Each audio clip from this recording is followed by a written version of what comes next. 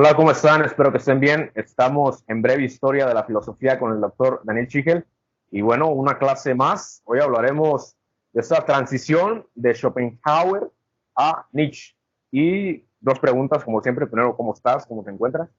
Y lo segundo sería iniciar con por qué le llama el retorno a Kant el inicio de la filosofía de Schopenhauer. Bien, bien. Me pareció que era interesante comparar el pensamiento de Schopenhauer con el de Nietzsche, sobre todo porque los dos hablan de un mismo concepto, que es el concepto de voluntad. Los dos están enmarcados dentro de lo que sería el irracionalismo y también una posición vitalista, ¿no? Donde la vida Ujú, pasa a ser el centro de su consideración, pero con ujú, diferencias importantes que hay que destacar y que justamente hacen a la originalidad del pensamiento de Nietzsche sobre todo. En el ajá. caso de Schopenhauer lo podemos entender bastante bien basándonos en la manera en que él mismo se apoya en lo que ya habíamos visto acerca de Kant, ¿no? Si bien le hace algunas Ujú, modificaciones metafísicas que es interesante considerar, ¿no? Y en ujú. cambio Nietzsche nos va a llevar más tiempo porque tiene varios puntos que son originales, aunque en un principio se consideraba a sí mismo como un discípulo directo de Schopenhauer, Ujú. aunque combinando con elementos de la música de Wagner que después vamos a mencionar. Sí, sí, sí. En cuanto al tema de Schopenhauer en particular, hay que tener en cuenta que él se consideraba a sí mismo como el verdadero intérprete del pensamiento de Kant y lo interpretaba en un sentido pesimista. De Ujú. hecho, se lo considera como el primer pensador pesimista, no porque no haya habido pesimismos antes, ya hemos visto algunos ejemplos, sobre todo entre algunos helenísticos, pero de todas maneras existía la convicción de que era posible alcanzar algún tipo de sabiduría, de bienestar, de felicidad, ¿no es cierto? En el caso de Schopenhauer, no. La idea es que asumir la realidad es asumir que nunca vamos a alcanzar una satisfacción, ni en esta vida ni en otra si es que existiera. Con lo cual ya el proyecto de salvación o el proyecto de alcanzar felicidad, algún tipo de equilibrio o algo relacionado con el bienestar, para él queda excluido. Por eso su posición pesimista, ¿no es cierto? Sí. De hecho, él era una persona bastante amargada, por varios motivos, en particular porque no tuvo éxito con su proyecto filosófico hasta la vejez. Recién en la vejez, con un texto que se llamaba Parerga y Paralipómena, que era un conjunto numeroso de aforismos acerca de la vida, va a alcanzar el éxito y se va a empezar a sentir un poquito más feliz y optimista, pero ya estaba viejo. En cambio, durante la juventud trató de mostrarse como el verdadero intérprete del pensamiento kantiano, como un gran filósofo a la altura de Hegel. Trataba Ujú. de hacerle competencia dando clases en la misma universidad, pero el resultado era que todos se iban a escuchar las clases de Hegel y a él lo dejaban solo, ¿no? Lo cual hizo que al final terminara abandonando la enseñanza. Además era una persona que, como habíamos visto en el caso de San Agustín, era bastante fogoso, mujeriego, pero al mismo tiempo era misógino, o sea, despreciaba aquello mismo que él estaba buscando, coincidiendo bastante bien con la imagen que habíamos visto que daba Kierkegaard acerca del personaje del Don Juan, ¿no? Que representaría la vida estética. Como él Ujú. pensaba que no era posible alcanzar una vida de trascendencia, ni estaba de acuerdo con la idea de un salto de fe, su posición termina siendo esa, ¿no? La de la búsqueda de los placeres sensibles y la comprensión de que ellos nunca resultan satisfactorios, ¿no? Está como en un estado permanente de búsqueda y de insatisfacción que él va a tratar de justificar filosóficamente, ¿no? Y lo hace estableciendo como una especie de síntesis entre el pensamiento de Kant y el pensamiento hinduista, lo cual suena muy extraño, ¿no? Sobre todo Ujú. para la época en la cual él está desarrollando su filosofía y la enorme diferencia que puede ver entre una religión oriental y un pensador tan iluminista y racionalista como Kant. Ujú. Pero Schopenhauer entendía que cuando Kant hace la distinción entre fenómeno y noumeno, está haciendo algo muy parecido a lo que los hinduistas distinguían entre lo que sería la realidad sensible como una especie de sueño, ¿no? El sueño de un dios, Brahma, que se duerme y sueña el mundo que nos rodea, que es un mundo de ilusión y engaño, y lo que sería la verdadera realidad como realidad espiritual, ¿cierto? Entonces él entiende que cuando Kant plantea la diferencia entre el entendimiento que permite una comprensión del fenómeno y una construcción de nuestro concepto de naturaleza, pero que no puede Sí, llegar a la cosa en sí, y la sí, ética que nos da un atisbo de que existe algo que trasciende el fenómeno, que sería algo relacionado con la intencionalidad o con la voluntad, ¿no? Y que eso sería lo que corresponde al nomen o la cosa en sí. Entonces él entiende que Kant está más o menos en la misma línea, que nos está enseñando ujú, que vivimos detrás de engaños e ilusiones, buscando ahí los objetos de satisfacción de nuestros deseos y necesidades, pero en el sí, fondo lo que hay en la realidad es solamente esta voluntad de vivir que mueve a todas las cosas, tanto orgánicas como inorgánicas, ¿no? Las cosas lo que quieren es persistir en el ser y acrecentar ese ser. Eso sería claro. básicamente la voluntad de vivir. Ujú, Pero ese es un deseo, y como deseo está vacío, y como vacío busca un objeto que lo satisfaga. Pero como los únicos objetos que puede buscar son los de la sensibilidad, y esos son ujú. pura superficie y apariencia, la insatisfacción está garantizada, y de ahí su concepción pesimista acerca de la realidad. Es como que nos mueve un impulso constante de búsqueda de satisfacción que termina en la nada, en el vacío, porque lo único que hace cuando alcanza un determinado objeto es tener una satisfacción momentánea que inmediatamente descubre la ilusión de aquello que había sido el objeto de su satisfacción y se mueve hacia un nuevo objeto y así continuamente, ¿no? Como una especie de metonimia del deseo. De hecho, Mm, acá cierto. encontramos un antecedente de ciertos conceptos que después va a desarrollar Freud, por ejemplo. Freud habla de la herencia que tuvo Schopenhauer en su pensamiento y Ujú, menciona esto de la voluntad como una especie de antecedente del concepto de inconsciente, ¿no? Que vamos a encontrar en otros pensadores alemanes de la época, como por ejemplo en Edward von Hartmann, quien hablaba justamente de lo inconsciente como la cosa en sí, ¿no? La cosa en sí que a Kant se le había escapado. wow, bastante interesante. Que de hecho seguramente lo has leído o repasado en su libro de Schopenhauer. Mm, corrígeme si lo digo mal, ok. Mujeres, las mujeres, el amor y la muerte, algo por ahí, esos tres conceptos, que ya es una aplicación más o menos del inconsciente, ¿no? Yo te haré la siguiente pregunta. ¿Qué tanto influyó, me parece puntual hacerlo en este momento, esta concepción del inconsciente en la escuela freudiana? Yo creo que la influencia en Freud es directa porque, de hecho, El mundo como voluntad y representación, que es el texto más importante que escribe Schopenhauer, si bien en su momento no resultó exitoso, cuando la figura de Hegel empieza a eclipsarse, pasa a ser un texto importante para la filosofía, hasta el punto de que termina siendo muchas veces un manual como manual del secundario, ¿no?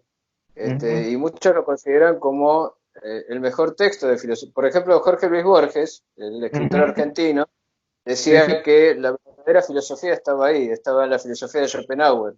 Su padre le había enseñado filosofía, basado en libros que tenía en su biblioteca, así de una manera particular, y Borges consideró que el que le había pegado realmente con respecto a cómo era la realidad como ilusión en última instancia, era Sí, sí, sí. Schopenhauer. O Excelente. sea que Schopenhauer se va a convertir en un pensador que determinados intelectuales va a influir mucho, ¿sí? Con el tiempo. Y va a considerarse que, bueno, ahí hay algo de lo real, ¿no? Como una manera de aceptar, por un lado, la ciencia como conocimiento de las apariencias basado en el entendimiento, pero también plantear que hay una posibilidad de metafísica relacionada con ese concepto de voluntad de vivir, que era el concepto que Schopenhauer identificaba con la cosa en sí de Kant. Y esa voluntad de vivir con el tiempo se va a convertir en impulso, pulsión, inconsciente, conceptos que vamos a encontrar después desarrollados en el psicoanálisis freudiano, ¿no? Y que Exacto. son los que lo ponen más de un lado vitalista, organicista, ¿no? Relacionado con una determinada concepción de la biología que todavía existía en la época en la que Freud escribía. Y de lo cual Lacan va a tratar de desprender al psicoanálisis, ¿no? Lacan es muy crítico con esta concepción biológica organicista que hace que se identifique el inconsciente con una especie de impulso vital que busca Ujú. una satisfacción en objetos de la sensibilidad que siempre lo dejan en un estado de insatisfacción. aunque va a tomar algunos elementos por el lado de lo que él llama lo imaginario, ¿no? Pero para Lacan todo esto sería eso, imaginario. Pero para entender Lacan después hay que pasar por lo que es la revolución en el pensamiento antropológico que surge a partir del concepto de significante, de Saussure, y la nueva lingüística, bueno, todo eso en esa época, en la época en que escribía Freud, no existía todavía, ¿no? Exacto. Y Freud bebe más bien de estos elementos que podemos encontrar en Schopenhauer o en Hartmann, ¿no? Con respecto al inconsciente pulsional. Excelente. Yo me pregunto en qué sentido influyó Schopenhauer, Wagner y el pensamiento griego en lo que sería el origen de la tragedia en Nietzsche.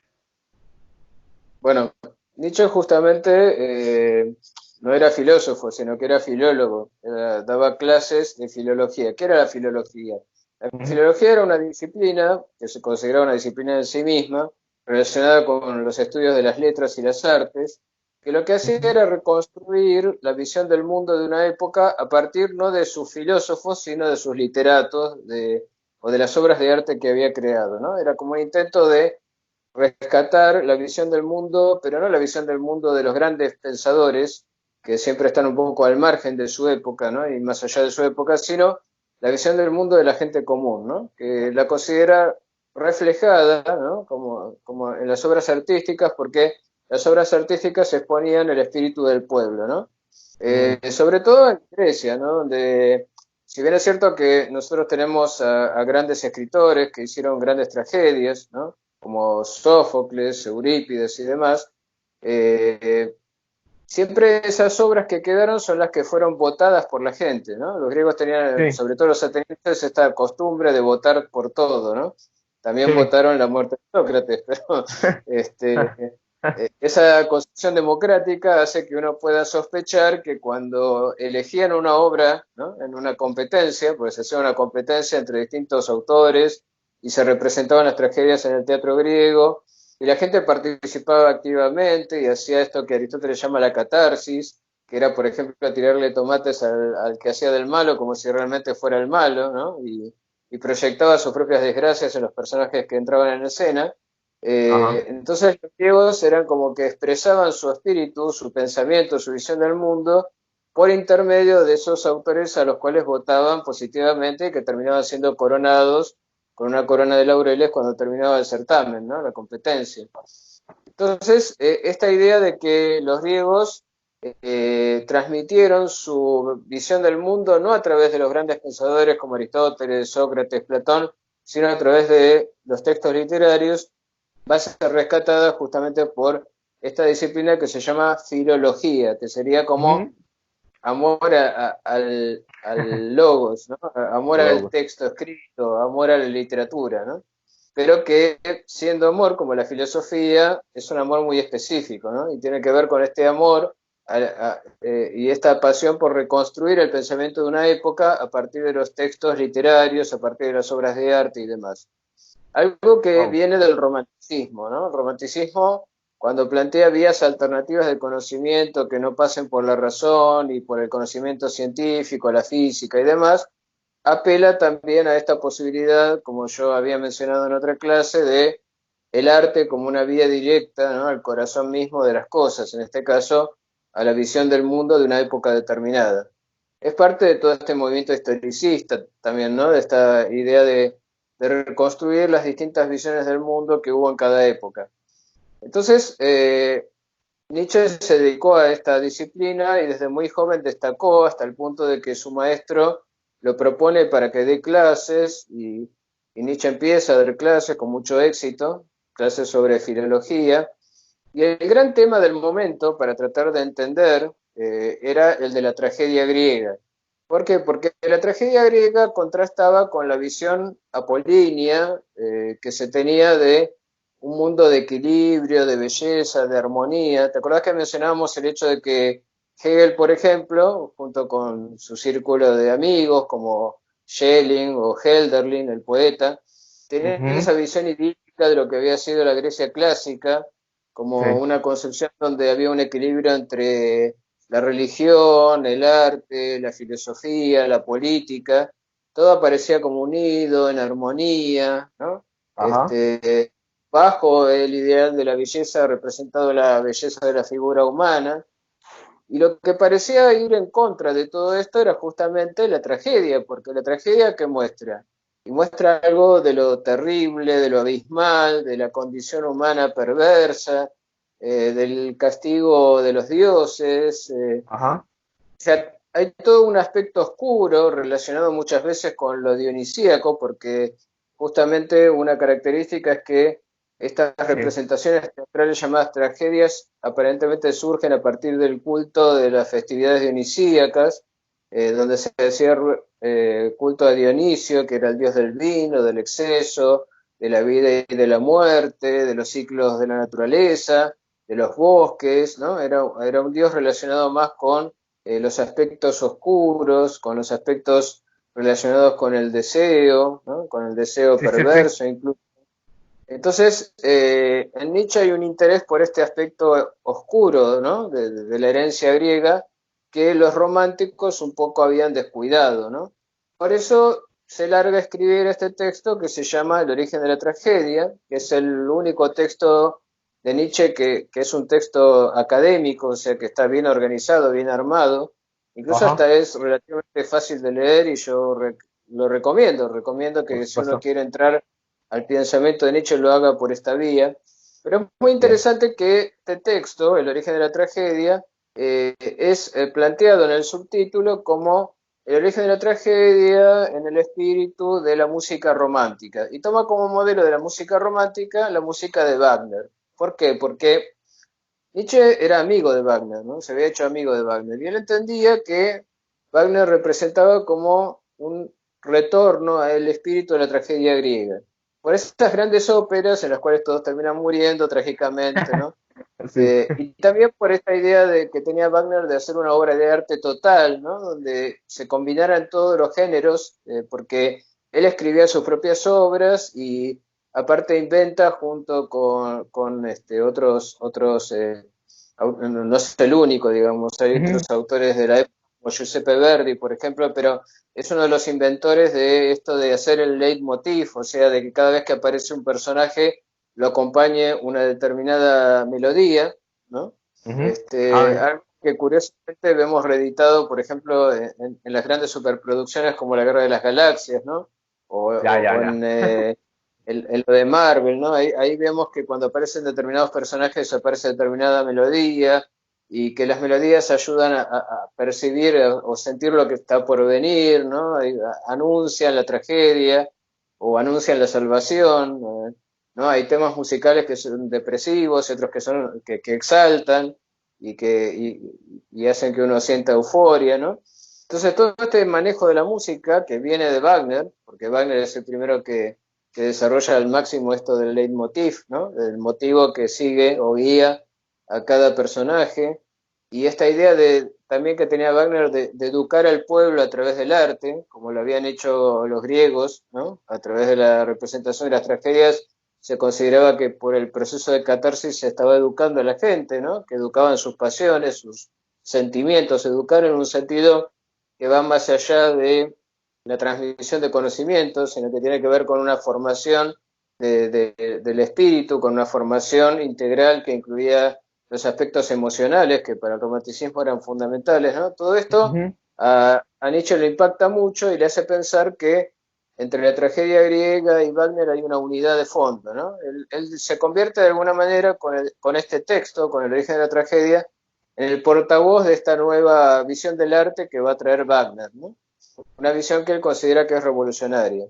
Y la relaciona a su vez con la filosofía pesimista de Schopenhauer, ¿no? Porque él entiende que Claro. cuando la tragedia termina mal es porque lo que está mostrando es esto, ¿no? Está mostrando este fondo que detrás de las apariencias sensoriales armoniosas y bellas, propias de lo que él llama lo apolíneo, lo que va a llamar lo apolíneo, se esconde toda esta turbulencia de lo inconsciente, de la pulsión, ¿no? Que tiene que ver con lo dionisíaco, ¿no?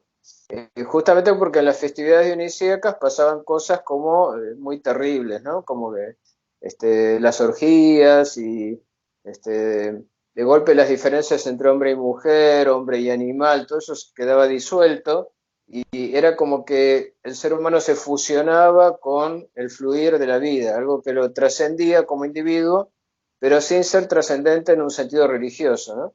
Es como una trascendencia inmanente, como decir, bueno, uno en su vida es parte de un fluir vital que lo trasciende, ¿no? Y esto de la festividad, la participación en el festejo, que generaba mucha euforia, ¿no? Mucha borrachera, literalmente, ¿no? Porque Sí, sí, sí, se sí. bebía, no era el dios del vino y demás. Después de ese periodo de euforia, venía como un periodo de depresión, ¿no? Como una tristeza generada por el hecho de que esa sensación de fusión con la totalidad, ¿no? De fusión con lo que Schopenhauer llamaría la voluntad de vivir, Sí, terminaba por desvanecerse cuando aparecía de vuelta la sobriedad, ¿no? Como cuando uno se emborracha y después de la borrachera tiene un dolor de cabeza terrible y sí, siente la resaca. fuertemente que esa ilusión de fusión ha pasado, ¿no? Y se encuentra de vuelta en su cuerpo, en su circunstancia, en su finitud, ¿no? Entonces, lo trágico sería esto, ¿no? Lo trágico sería la convicción de que esa participación en la festividad es como una pequeña muerte, ¿no? Que para poder fundirse con el todo de la vida habría que morirse definitivamente, ¿no? Entonces, el carácter trágico que tiene el pensamiento de Schopenhauer aparece reflejado de vuelta acá, ¿no? En el origen de la tragedia. Entonces, bueno, hay muchos elementos en esta obra que son muy interesantes, como cuando Nietzsche menciona cómo aparece el pueblo representado en el coro, dentro de la ejecución de la pieza teatral, de la tragedia y demás, pero no podemos entrar en detalles porque se nos iría toda la clase en eso, ¿no? Es una obra muy rica y es muy interesante estudiarla y analizarla. Pero creo que la enseñanza básica que saca Nietzsche de todo esto es esa contraposición entre lo que él llama lo apolíneo y lo dionisíaco, ¿no? Apolo, que es el dios del sol, de la luminosidad, del ensueño, de la música, de la armonía, contrapuesto a Dionisio como dios de los ciclos vitales, de la vida y la muerte, del desborde, del exceso, de la ebriedad, ¿cierto? Y hay como un culto a eso, ¿no? A la ebriedad, pero al mismo tiempo una búsqueda de un equilibrio entre las dos fuerzas, ¿no? Como que las dos son necesarias para que se sostenga esto que es la realidad, ¿no? La realidad en la cual vivimos. Y una aceptación sobre todo de la finitud y de la muerte, ¿no? Sería el lado trágico de esta concepción, ¿no? De la vida. La vida se tiene que terminar para que todo siga fluyendo. Entonces no se Wow. puede sostener ese instante de existencia real, sino que uno tiene que aceptar esa fusión con la totalidad para alcanzar a trascender su vida finita, individual. Sí que con todo esto que mencionas, el fenómeno como una clase de ilusión, yo te preguntaría si Nietzsche de alguna otra forma rescata algo del positivismo. Si es así, ¿tendría algunos límites? ¿Cuáles serían? Y bueno, adelante. Bueno, eso es un desarrollo posterior, ¿no? Porque uno dice, ¿cómo se pasa de esto tan romántico y tan ligado a todo lo que es la pasión, la emoción, ¿no? Todo eso que destaca en el origen de la tragedia? De golpe hay una transformación en el pensamiento de Nietzsche que lo lleva por el lado de la ciencia, por el lado del estudio de la biología, de Darwin, que lo va a llevar de a poco al concepto de superhombre. Eh, y incluso como una alabanza de la iluminación que genera la ciencia y que tiene que ver con el positivismo, un tema Ujú. del cual nos vamos a ocupar la próxima clase cuando hablemos de Bien, Marx bien, y de su bien, relación bien. con Comte. Ajá.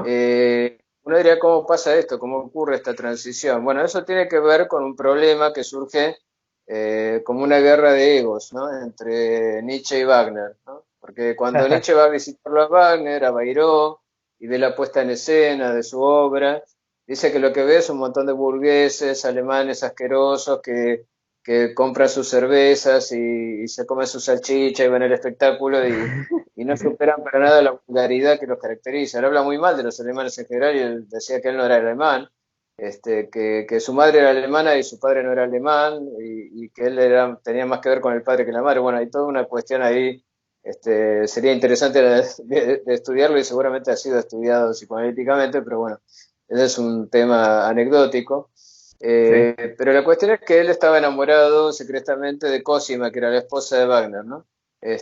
Mucho Y bueno, ahí también aparece esa rivalidad, ese conflicto relacionado con el amor que sentía por ella, como se ve después en la etapa final de Locura, ¿no? Porque en la etapa de Locura él se define a sí mismo como, firma, digamos, como Dionisio el crucificado, ¿no? Porque motivos que vamos a ver que no son tan locos y son tan irracionales, pero que tiene que ver con este retorno a su pensamiento inicial de lo dionisíaco, que nunca lo va a abandonar en realidad del todo, y le escribe cartas a Cosima, ¿no? Cartas que nunca le llegaron, ¿no? Desde la locura. Así que realmente estaba enamorado de ella. Pero al mismo tiempo siente que Wagner lo quiere utilizar a él como un vehículo para llevar su concepción del arte, o sea, la de Wagner, a las masas, ¿no? Y hacer una difusión de su obra. Y eso hace que él se sienta como empequeñecido delante de la figura de Wagner, y él lo que no quería era eso, justamente. Él dice, no, no, soy yo el que está usándote a vos para exponer mi filosofía, no me des vuelta las cosas, ¿no? Al Entonces revés. después Ajá. tiene como una especie de ruptura con todo lo que había sido el romanticismo. Incluso eso se va a ver en las composiciones musicales que va a hacer Nietzsche, porque Nietzsche aparte era músico, no está Claro. muy bien calificado como músico, pero si uno busca en internet encuentra algunas obras de él para piano, que son casi lo opuesto y casi un anticipo de lo que van a ser las vanguardias. O sea, hay una ruptura con esa visión de la obra de arte total y como un intento de un nuevo comenzar de cero, ¿no? Para su propio pensamiento. Y al mismo tiempo, como él había recibido una herida de guerra, y bueno, logra una pensión mínima, pero logra una pensión y decide dejar de enseñar y se va al norte de Italia, ¿no? Y al sur de Francia, y empieza a recorrer la campiña, y ahí dice que tiene sus sueños sus sueños diurnos, digamos, que lo iluminan sobre una nueva concepción del hombre y de lo que está por venir. Bueno, inicia un nuevo camino, ¿no? Deja atrás el romanticismo, deja un poco de lado la cuestión de la tragedia y empieza a interesarse por leer textos antropológicos, textos de biología, empieza a entender que la importancia que tiene, por ejemplo, el darwinismo en el desarrollo de la ciencia, esta visión vulgarizada, ¿no? Del hombre como descendiente del mono, un tema que él va Ujú. a retomar después en la otra gran obra de él, que es el Zaratustra, ¿no? Exacto. Entonces, lo que él hace es un proceso de alguna manera de sacarse de encima toda esa cobertura romántica, ¿no? Y dice que entra como al mediodía, ¿no? Ahora ya no le interesan esas sombras, esas oscuridades dionisíacas, sino la luz del sol que ilumina claramente y muestra las cosas con sus contornos más claros, más directos, que para él es la luz de la ciencia. Entonces se pone del lado de la ciencia positiva, por eso el positivismo, podemos hablar de una etapa positivista en su pensamiento, y ahí es cuando él empieza con la concepción de que si hay una evolución, como dice Darwin, y el hombre desciende Ajá. del mono, lo cual es una vulgaridad, ¿no? No es eso lo que dice Darwin. En todo caso hay antepasados comunes, pero bueno, lo que se ha leído es como Ajá. la visión de que el hombre es parte del devenir de la vida, ¿no? Y este devenir de la vida Mm. implica una transición hacia otros estadios, hacia algo diferente, no mejor, porque él elimina un poco la idea de trascendencia y de mejoría y de progresismo. Todo eso a Nietzsche no le interesa para nada.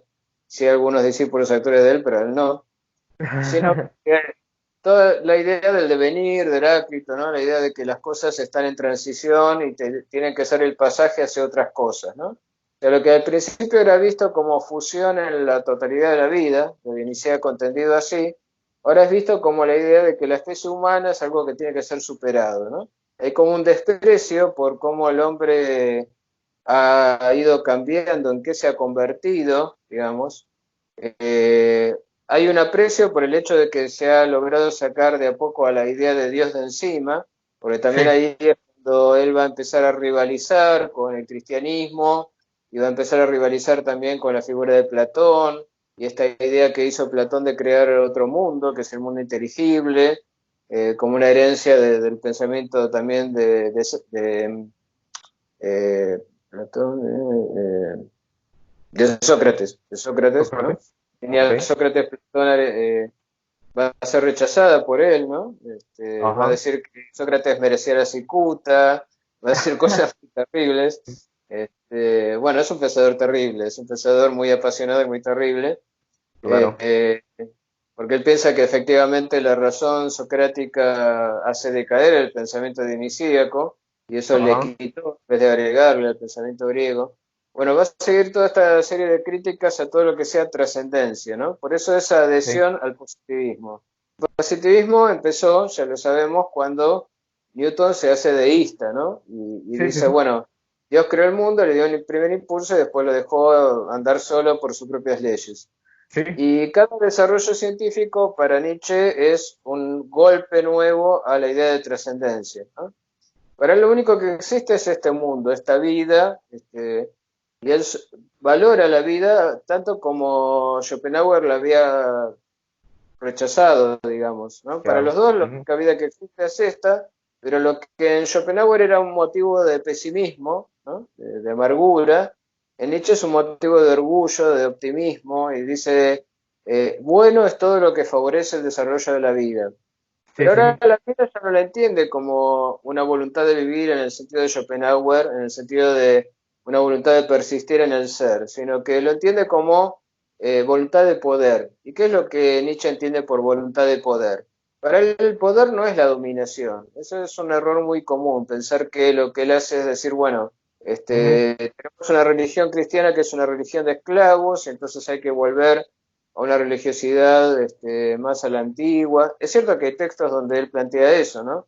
Que él está más de acuerdo con la aristocracia, con la meritocracia también, ¿no? Sí. Con la idea que tenían los antiguos del héroe, ¿no? Del héroe que se sacrifica, que muestra valentía, que es lascivo, pero es como una manera de prolongar la vida, y el esclavo en cambio sería el que rehuye la vida, el que se somete para no morir, ¿no? Un poco en la línea de la dialéctica del amo y el esclavo de Hegel, pero Exacto. ahora viendo como positivo el lado que Hegel había considerado negativo, ¿no? También en Nietzsche hay como una inversión del pensamiento de Hegel, al decir, no, en realidad el amo era el que estaba en lo cierto, digamos, se trata de gozar, se trata de ser valiente, de morir en batalla, todo eso es positivo, y la moral de los esclavos es una moral de cobardes, es una moral que lo que hace es disminuir al poderoso para poder ponerlo bajo sus pies, y que busca en la numerosidad del rebaño su fortaleza, ¿no? Él dice, logran vencer al amo solo porque son muchos, solo porque son masa, ¿no? Entonces la burguesía sería una representación de esto, y todo esto es rechazado por Nietzsche, ¿no? Le parece asqueroso, y él quiere ser un pensador solitario, ¿no? Por eso también abandona su ciudad, abandona Alemania y decide irse por los campos a meditar, ¿no? Y todos estos elementos se van juntando en esta visión de la voluntad de poder, que ya no es voluntad de vivir, sino voluntad de superarse. Entonces la idea es que la vida se supera a sí misma constantemente. Poder quiere decir esto, poder hacer cosas. Y poder hacer cosas es superarse. Y eso significa que el hombre también debe ser superado. O sea, así como los monos fueron superados por los hombres Ajá. deben ser superados por lo que él va a llamar el superhombre. Superhombre. Eh, el ¿Qué, Übermensch en alemán. qué sería Que, específicamente eso? ¿Qué sería el superhombre? ¿Qué no sería, digamos? No sería Superman, ¿no? Ajá. Porque la historieta de Superman está inspirada en Nietzsche, no sé si lo sabías, pero es así. No, no, no, O no, sea, no lo es la sabía. interpretación norteamericana del concepto de superhombre de Nietzsche. Pero Superman tiene muy El- poco que ver con el Übermensch, o sea, el superhombre de Nietzsche, sobre todo porque el superhombre de Nietzsche no es un tipo bueno, moral, pero poderoso y fuerte, y un campeón de la justicia en un sentido burgués de la justicia, ¿no? Como igualdad y no, no, eso para Nietzsche olvídate porque no es claro, lo que él está claro.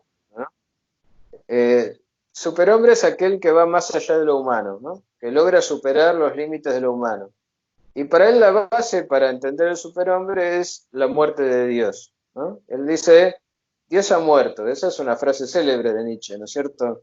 Y es por supuesto. justamente lo que va a generar la polémica entre los nihilistas, que es un movimiento político que sigue a Nietzsche, y los existencialistas cristianos como Dostoyevsky, que dicen que, bueno, que si Dios murió, todo es posible, ¿no? Exacto. Hasta lo más abyecto, lo más despreciable, ¿no? Todo está permitido, ¿no? Sería la idea. O sea que hace falta Dios como la ley del Padre, ¿no? La ley que prohíbe. Si eso desaparece, entonces todo está permitido, y si todo está permitido, todo es un caos, ¿no? Eso es lo que va a decir Dostoyevsky. Después Lacan va a tener su propia interpretación y va a decir que en realidad si Dios ha muerto, nada está permitido. Pero bueno, ese es otro tema. Sí, bastante interesante y con esto me hace preguntarme qué serían entonces los tres estadios del espíritu de los que habla Nietzsche. Claro, eso lo encontramos desarrollado en el Zaratustra, ¿no? Ujú, Lo cual requiere algunas aclaraciones. Primero, ¿por qué Zaratustra? ¿No? Nosotros mencionamos a Zaratustra en algún momento cuando hablamos de lo que había sido la filosofía de fines de la antigüedad, ¿sí? Cuando hay eh, un contacto, digamos, entre la civilización romana y la civilización oriental. Y mencionamos el caso de Mani, que generó el maniqueísmo, ¿no? La concepción de que hay una dualidad en el mundo entre la materia y ujú, el espíritu, y la materia ajá, representa lo malo y el espíritu representa lo bueno, ¿te acordás? exacto. Bueno, justamente Mani lo que hace es retomar una concepción anterior que es la de los persas. Había una religión Ujú, persa antes del surgimiento del imperio turco musulmán que ajá, sostenía justamente la existencia de dos divinidades, un dios del bien y un dios del mal. O sea, lo que había desarrollado esta concepción es como una especie de visión ética de la religión, ¿no? Como que si en ética hablamos del bien y del mal, entonces a nivel religioso tiene que haber dos dioses, un dios del bien y un dios del mal. Entonces, cuando Nietzsche trata de explicar por qué le llamó a su obra más importante, porque es quizás su obra más importante, Zaratustra, así habló Zaratustra, ¿no? Así es como se llama la obra. ujú, Eh, Él se justifica en un texto autobiográfico, ¿no? Que se ujú, llama Ecce Homo, donde es un ujú, repaso de las obras que él ha escrito, y dice que tiene como un sentido irónico, si se quiere, la obra, eso de tomar a Zaratustra como modelo. De hecho, podría haberla llamado Así habló Jesús, o Así habló Cristo, y convertir esa religión en lo contrario de lo que es. Porque la idea es eso, hacer una especie de juego de inversión, ¿no? ¿Por qué? Porque lo que él dice es que Zaratustra a él le sirve como modelo de lo que no hay que hacer. O sea, no hay que desarrollar una concepción de la realidad sobre base moral. La realidad es vida y la vida no es ni buena ni mala, es y punto. Justamente lo propio del superhombre sería aceptarla como es, digamos, ¿no? Aceptar el ser como es. Por eso él entiende que el superhombre es un afirmador de la vida. ujú, Incluso a sus propios enemigos, pero no como lo hace el cristianismo, porque hay que ofrecerle ujú, otra mejilla, sino porque amar a sus enemigos es amar su condición. Y amar su ujú. condición es amar lo que es lo que él llama el amor fati, el amor a lo que hay. Y en eso consiste la verdadera virtud para Nietzsche. O sea, no se trata de buscar algo superior, algo trascendente a la vida, una salvación en un más allá. Por eso ese rechazo al mundo inteligible platónico, ese rechazo al Dios cristiano, ¿no? Lo que él dice es que lo único que hay es esta vida, que esta vida es básicamente un juego de fuerzas que en su interacción generan estas apariencias cambiantes sensoriales que son las que nosotros observamos, pero que no son el fondo de la realidad. El fondo de la realidad es un fondo de fuerzas, de magnitudes intensivas, un poco en la línea de Leibniz, ¿no? Lo que hemos visto de Leibniz, de las fuerzas intensivas.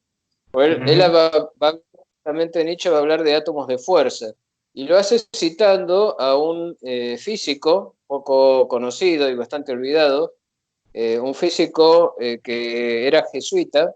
Yo te había ok. mencionado esto de que los jesuitas solían tener mucha afinidad por la ciencia, y este Ujú, físico se llamaba Boscovich, y Boscovich había hecho una teoría del átomo fuerza, ¿no? El átomo como centro de fuerza, y hizo incluso una concepción que se considera como un anticipo de la mecánica cuántica.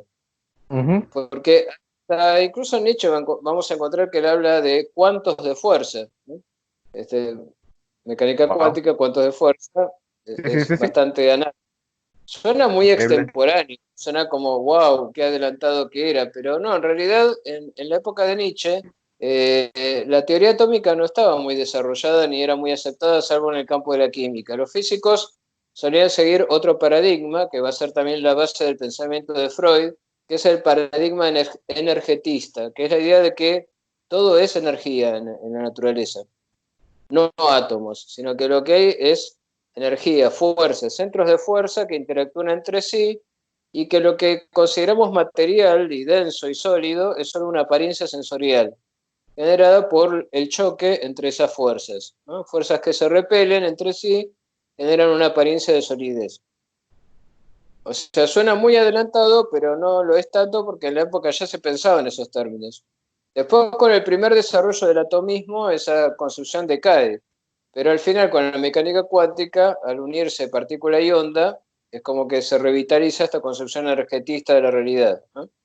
O sea que la historia de la Cierto. ciencia es complicada y los presupuestos filosóficos que tiene van variando mucho, hasta el punto de que uno a veces encuentra en el pasado concepciones más actuales, aparentemente, que las que encuentra hace menos tiempo. ¿No? Quizás hace 100 años encontramos más diferencia con nuestro pensamiento actual que hace 200. Es una cosa muy rara y que los epistemólogos deberían tener en cuenta. La Exacto. cuestión es que Nietzsche rescata este concepto de Boscovich, ¿no? Del átomo como centro de fuerza, y tiene esta concepción de la realidad como fuerzas en conflicto, ¿no? Que van interactuando entre sí, que existen en un número limitado y que ese número limitado hace que cada tanto vuelvan a darse las mismas relaciones de fuerza.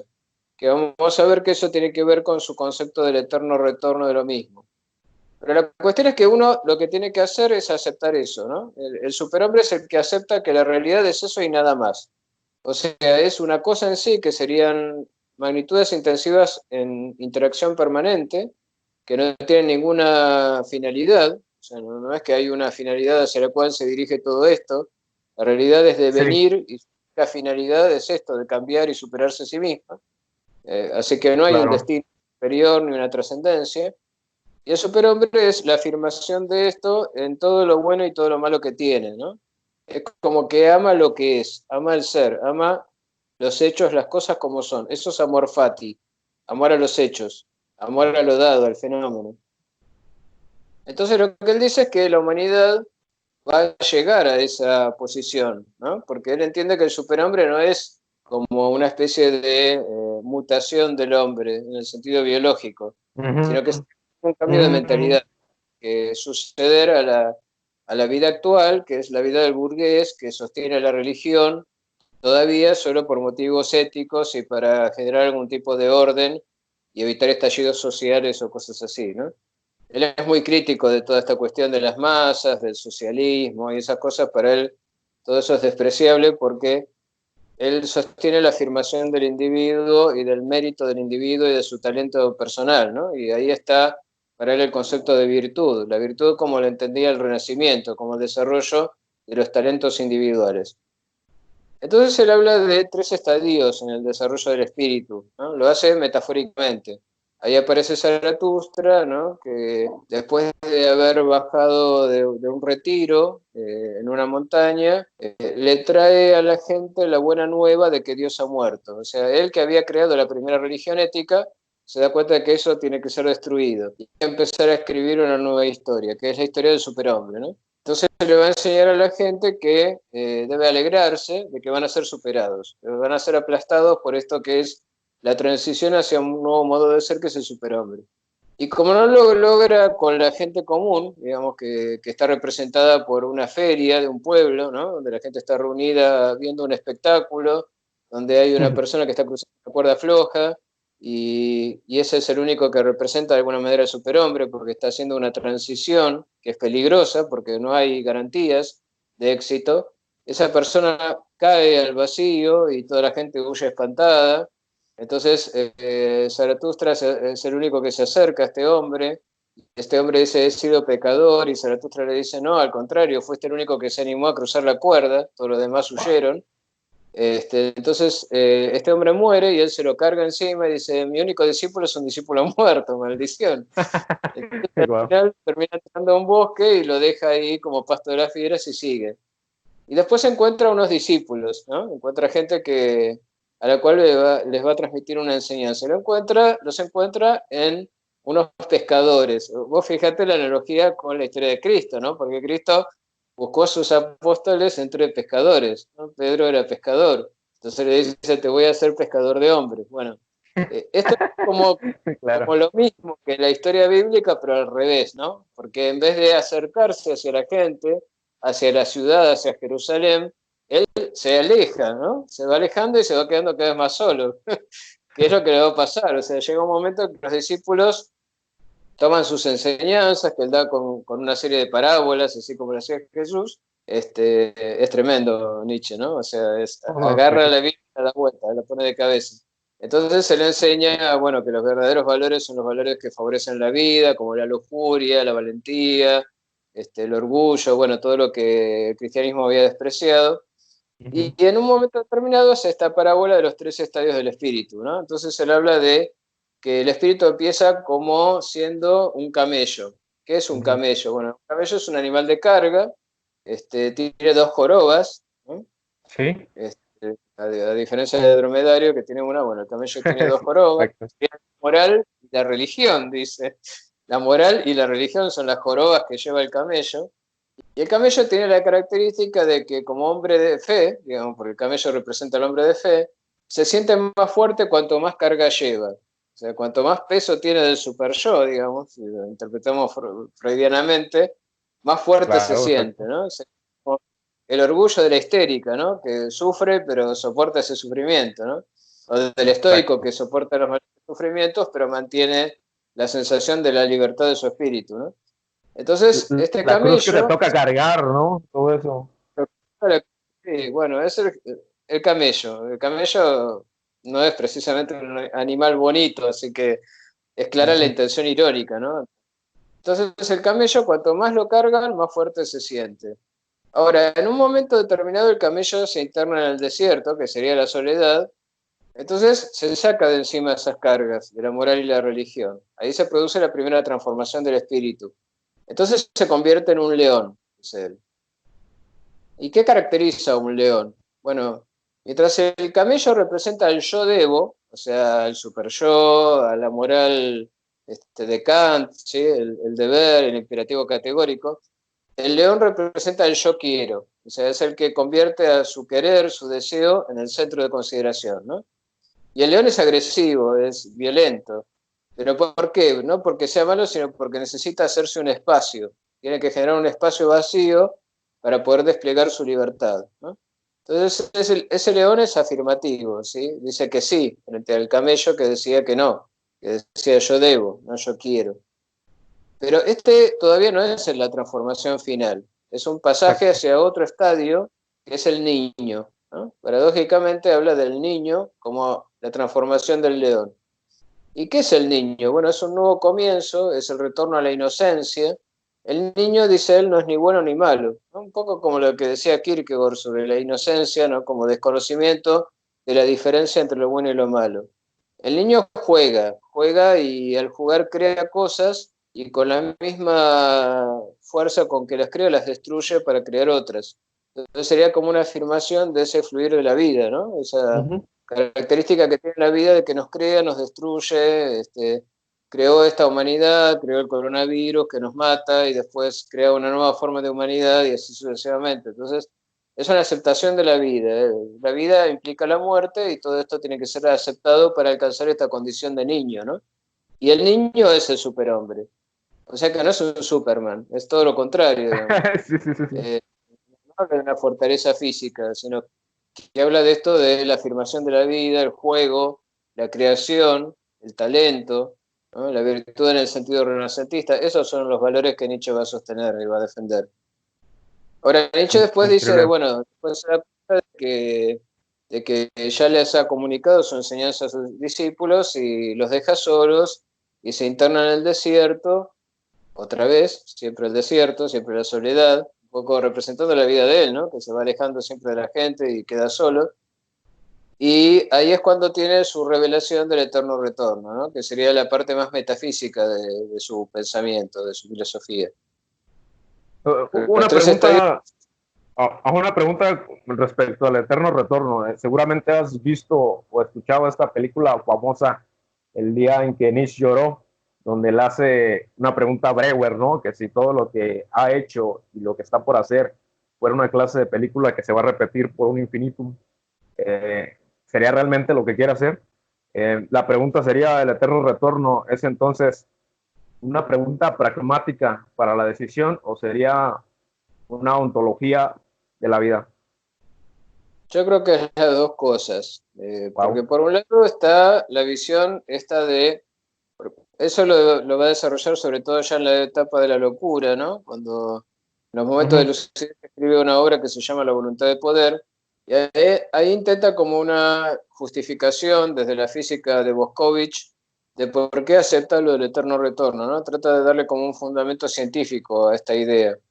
Entonces plantea esto que te decía, que estos quantum de energía, cada uno con un grado determinado, o sea, una intensidad determinada, en interacción entre ellos generan la realidad, ¿no? Pero como son en un número limitado, las combinaciones entonces son limitadas, como podrían ser los naipes de una baraja, ¿sí? Cuando yo mezclo los naipes, llega un momento en que las combinaciones tienen que repetirse.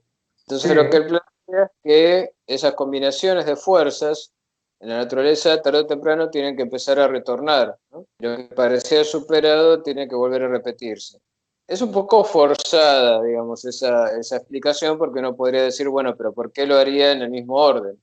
Pero de todas maneras, cuando él desarrolla ese concepto en el Zaratustra, no lo plantea tanto como una concepción ontológica acerca de estos átomos fuerza y sus interacciones, sino que lo plantea como una justificación ética, digamos, ¿no? De la afirmación de la vida, como diciendo, bueno, uno debería elegir, ¿no? Su propio destino, porque él afirma que esas combinaciones de fuerzas son un destino, digamos. Nosotros no elegimos que ahora estemos en esta circunstancia. En eso es determinista, como lo eran los estoicos, por ejemplo, ¿no? sí, sí, sí. Nosotros aquí y ahora, charlando en este momento, hablando sobre Nietzsche, somos una determinada combinación de átomos fuerza que han generado este fenómeno que es generar esta imagen que vamos a subir después a YouTube, ¿sí? Y que otros Exacto, verán. No exacto. elegimos nada de todo eso, no hay espacio para la libertad en esto. La única libertad que tenemos es la de afirmar y aceptar esto como si lo hubiéramos elegido. Esa sería la posición del superhombre. Si yo pudiera tomar esta realidad que es un destino y decir, si pudiera elegirla, la elegiría, y si pudiera elegir que volviera a repetirse siempre, lo haría, entonces quiere decir que estoy afirmando la vida, estoy siendo afirmativo con la vida. La acepto como es, con todo lo que tiene, bueno o malo, eh, con el coronavirus, digamos, o sin el Sí, coronavirus. sí, sí. Me tocó así, digamos. Es el destino. Amor fati es también eso, de amor al destino, ¿no? Es aceptar lo que el destino nos dio, ¿no? Y si yo puedo querer que se repita eternamente, o sea, puedo ser tan afirmativo con la vida y sentir tanto aprecio por la vida que pueda querer que esto se repita para siempre, entonces llegué a esa condición de superhombre. Wow. Obviamente no he llegado, porque ¿quién afirmaría esto? ¿Quién podría decir estoy contento con la cuarentena, la acepto y si tuviera que repetirse la cuarentena eternamente, que se repita? No, Dios mío, salgamos de esto. Eh, que creen la vacuna pronto, digamos, que podemos salir de vuelta de hacer las cosas de siempre. O Claro. sea, es muy difícil alcanzar esa manera, esa actitud ante la vida que él plantea que es la del superhombre. Y de hecho él entiende que Zaratustra, tal como está presentado en su obra y que lo representa a él mismo, no es Sí, el claro. superhombre. Él solo anuncia la llegada, ¿no? Dice, esta es la Ok. transformación que la humanidad tiene que realizar. ¿Para qué? Bueno, para superarse a sí misma y no por otra cosa. No hay un motivo. Simplemente porque así tiene que ser y así será. Pero digamos, Zaratustra no lo logra, de hecho, y de hecho cuando Zaratustra, después de pasear por el desierto y tener la visión del eterno retorno, en la forma de un enano que lo visita y le dice todo es un círculo y todo se repite y que se burla de él por querer hacer un camino recto cuando el camino de la realidad es circular. Después se encuentra a otras personas en la última parte del libro. El libro está dividido en 4 partes, hay una cuarta que escribió al final de todo, un agregado, donde aparece un grupo de personas que son los últimos hombres, como él los llama, los hombres más feos, dice, porque son los que han matado a Dios, y esos son los que va a ser, de los que va a ser sus nuevos discípulos, pero también fracasa con ellos. O sea, siempre está esta idea de que cada vez que intenta encontrar gente que lo siga, él decía que si lo seguían es porque no lo habían entendido, que más bien si lo entendían tenían que escapar, tenían que huir de él. Este, da vueltas las cosas de esa manera. Y él dice que estos hombres, cuando él les enseña lo que es el eterno retorno y el superhombre y demás, un día terminan agarrando un animal, creo que era un becerro, ¿no? Un poco en el sentido bíblico y darlo vuelta, y le ponen una corona de flores alrededor del Ajá, cuello y lo sí, adoran y así, le hacen bendiciones y dicen, he sí, aquí el superhombre, ¿no? Entonces es como que terminaron por caer en otra idolatría, que él pensaba que era lo que iba a pasar con su propia filosofía, que se iba a volver otra idolatría más, otra religión más. Y él quería evitar eso justamente. Entonces, el personaje de Zaratustra cuando los ve, en vez de odiarlos por eso y despreciarlos, hacer como hizo Moisés, ¿no? Cuando Moisés vio que adoraban al becerro de oro, castigó a todos los que lo hacían. Él simplemente se ríe y, bueno, decide dejarlos, sigue su camino, ¿no? Y vuelve a la wow, montaña de la cual había descendido. Así que wow. acepta su condición de soledad, ¿no? Por eso Nietzsche tiene mucho esto de la afirmación del libre pensamiento, ¿no? Es el que, digamos, le importa nada de la sociedad, de los demás, y él tiene su propio valor, su propio concepto de la virtud, y no sigue a nadie, solo se sigue a sí mismo, ¿no? Y eso es lo que después un movimiento político llamado nihilismo había retomado de Nietzsche, ¿no?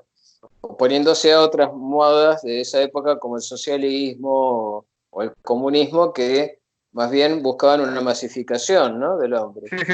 Es muy extraño, de hecho, que en el siglo XX o fines del siglo XX la posmodernidad haya tratado de hacer una síntesis entre Nietzsche y Marx, porque son casi opuestos. Son como dos alternativas a la burguesía, pero que van por caminos contrarios. Uno es el afirmador de la individualidad, que acepta la vida como es, y el otro es el afirmador de la colectividad, ¿no? De la igualdad, de la colectividad, de la unidad entre los hombres, ¿no? Proletarios del mundo unidos, ¿no?, dice Sí, Marx. exacto. En cambio Nietzsche dice, me voy. Cuando ve mucha gente junta, me voy Me, porque no me me van a retiro, entender, ¿no? y más vale que se vayan ellos, y si no se van ellos, me voy yo, ¿no? Un poco Wow, esa es bastante, bastante interesante la filosofía de Nietzsche. Me ha quedado, no sé, realmente me he quedado impactado. Yo quisiera hacerte la última pregunta, ya está entre líneas, pero quisiera que lo recalcáramos. ¿Qué legado ha dejado para la posteridad Nietzsche? y es muy interesante, ¿no? Porque ha sido objeto de mucho rechazo en su época, después ha sido objeto de muchos seguidores que lo han malinterpretado, ¿no? Que lo han interpretado simplemente como un discípulo de Schopenhauer o simplemente como un filósofo vitalista. Sobre todo eso pasó en la primera época de Sí, sus seguidores a fines del siglo XIX. Fue seguido bastante fielmente por muchos escritores, más por escritores que por filósofos. Thomas Mann, por ejemplo, Thomas Mann cuando escribe sus obras como La montaña mágica dice explícitamente que lo ha inspirado en Nietzsche. Y sí, después ha habido toda una generación a partir de la década del 80 del siglo XX que con la posmodernidad lo ha retomado, ¿no? Lo ha vuelto a traer a la luz y lo ha visto como un anticipo, ¿no?, de esta concepción, de este nuevo relativismo, podríamos decir, que caracteriza la posmodernidad, esta claro, concepción, porque Nietzsche también da para eso cuando él plantea que la visión del mundo que nos construimos es un poco utilitarista y poco tiene que ver con la realidad en sí. Y otros, como por ejemplo Deleuze, han retomado esta idea sí, de las magnitudes intensivas, de los átomos de fuerza, sí, como sí, una metafísica, ¿no? Y sí, en el sí, caso de pensadores como Foucault, lo han visto como una alternativa política, ¿no? Como esta concepción de la voluntad de dominio, la voluntad de poder, planteada desde la perspectiva del poder normalizador, de la idea de que el poder modela los deseos de las personas. Hay que ver hasta qué punto eso es fiel al pensamiento original de Nietzsche o no, ¿no? Pero quizá esta idea de no buscar la trascendencia, ¿no? De aceptar la inmanencia de la vida, este, y de no pretender, digamos, ver en la historia un proceso que sea más que un devenir, que implique algún tipo de búsqueda de lo mejor, ¿no? Justamente cuando en la posmodernidad se habla de la caída de las ideologías, lo que se plantea es esto, ¿no? Ya no podemos creer en lo que decía Marx de que los proletarios van a hacer la revolución y va a venir una vida mejor. Hay un descreimiento de esto, ¿no? Simplemente lo que tenemos son grupos de poder que buscan cada uno defender su propia posición, grupos de identitarios, digamos, que luchan contra los otros, tratando de encontrar un espacio de libertad para su propio deseo, que sería un poco la posición que va a sostener, por ejemplo, Foucault, ¿no? Para sus contemporáneos, Foucault no era progresista, no era revolucionario, todo lo contrario. De hecho, hay una polémica muy fuerte que tiene con Chomsky en un momento determinado, en la que Chomsky toma el punto de vista marxista y Foucault defiende lo contrario. Digamos, para él el marxismo no sería la guía, porque no hay algo wow. mejor hacia lo cual ir, solo hay algo diferente, pero nunca algo mejor, ¿no? Así que hay muchas cosas que tienen que ser corregidas en nuestros presupuestos acerca de cómo se va constituyendo la idea del progresismo contemporáneo, ¿no?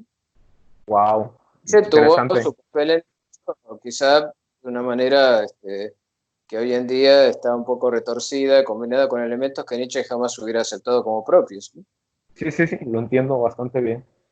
Bueno, yo te agradezco por esta clase. En lo personal, muy satisfecho. Nietzsche es un pensador, yo creo que más grande de lo que pensaba, ahora me lo dejas claro, y bastante profundo, porque de pronto creo que en esta época se ha vuelto como un filósofo pop, como el que hay que empezar a leer, y se ha tomado de una forma malinterpretada precisamente como un amo. Y bueno, creo que es más profundo que eso, Nietzsche. Y esta clase lo deja, creo yo, claro, conciso. Nos vemos en una Perfecto. próxima clase. Muchas gracias. Chao, chao.